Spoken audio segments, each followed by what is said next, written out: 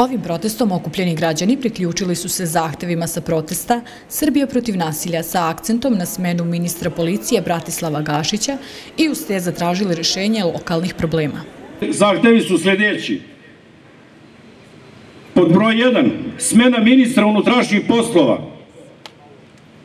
Pod broj 2, smena načelnika granične policije i komandira policijske stanice Priboja. Pod 3, otkaz i kazne svim policajcima i službenicima koji nisu spriječili ubistvo i nisu spriječili bekstvo ubice.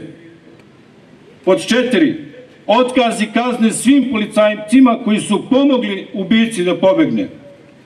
I pod 5, javno saopštenje ministra policije u kojem će obrazložiti šta se desilo sa policajcima koji su prošle godine u Priboju pozivali pesmama na novi genocid nad Bošnjacima.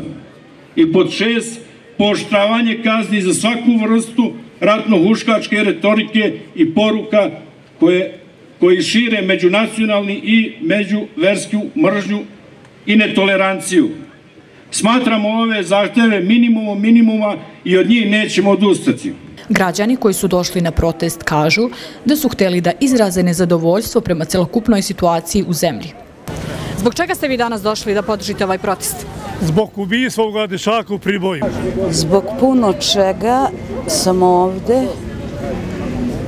ali prvenstveno da podržim ovaj protest protiv nasilja u Sandžaku, protiv nerešenih ubistava. Ovo ne znam šta da kažem. Svi znaju sve.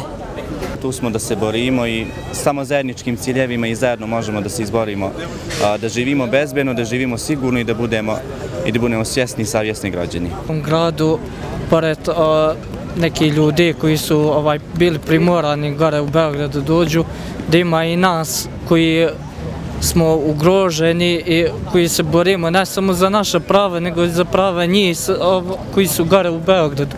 Inače, protest Srbija protiv nasilja održava se nedeljama unazad, a naredni je zakazan za subotu 27. maja u 18 časova. Za A1, Amela Kuč.